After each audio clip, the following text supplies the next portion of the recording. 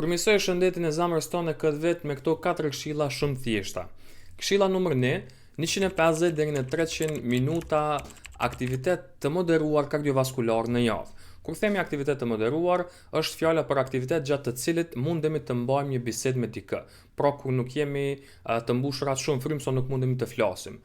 Praktikisht këto mundemi me strukturu për shembull një ecje 20 minuta në mëngjes, pastaj një ecje 20 minuta pas drekës apo pas darkës, që i bie rreth 40 minuta ecje në ditë e dikon rreth 280 minuta ecje në javë. Këshilla numër 2 për një zemër më të shëndetshme është kujdesi në konsumimin e yndyrnave. Do të duhet të shmangemi sa më shumë yndyrnave të ngopura dhe të preferojmë më tepër yndyrat e pangopura. Për shembull, të mos përdorim gjalpin për gatim, por të përdorim vajin e ullirit, pra vajin e pastër të ullirit.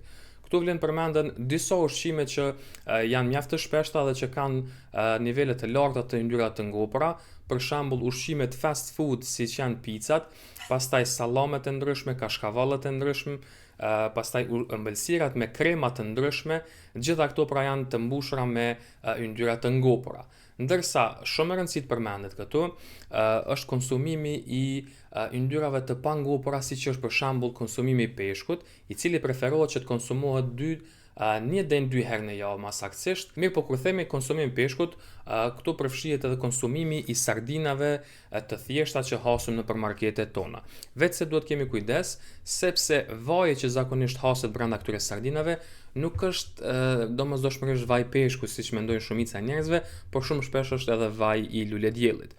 Këshilla numër 3 për një zemër më të shëndetshme këtë vit është kontrollimi i shtypjes së gjakut, si dhe kontrollimi i konsumimit të kripës e në veçantë të natriumit. Preferohet që konsumimi i natriumit të mbahet në më pak se 2300 mg në ditë, e te personat që vetëse kanë hipertension, preferohet që të jetë dikon rreth 1500 mg në ditë.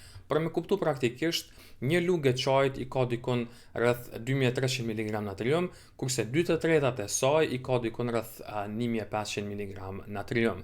Edhe këshilla numër 4 për një zemër më të shëndetshme këtë vit është menaxhimi edhe eliminimi i stresit në jetën tonë të përditshme. Stresi e rrit nivelin e kortizolit edhe pastaj me kohë i dëmton enët e gjakut. Po si menaxhohet stresi? Stresi menaxhohet me një higjenë të shëndetshme të gjumit. 7 deri në 9 orë gjum, rrjedhimisht edhe ulet edhe rreziku për evente koronare me një gjum të shëndetshëm, pastaj marrja me aktivitete të ndryshme, të cilat pra i pëlqejnë njeriu, pastaj me hobi të ndryshëm, ecja në natyrë, kalimi i kohës me shoqëri si dhe me familje, gjitha kontribuojnë në menaxhimin edhe në uljen e stresit në jetën tonë të përditshme.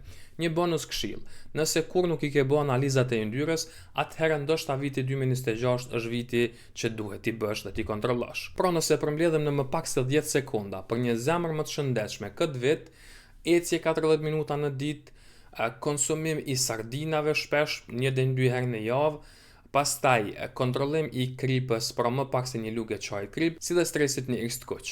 Në këtë mënyrë e mbrojmë zemrën tonë nga sëmundje të ndryshme të saj, të cilat fatkeqësisht kohët e sotme janë mjaft të shpeshta, edhe një nga kryesorët apo më të rrezikshmet prej tyre është edhe infarkti i saj, apo infarkti i zemrës.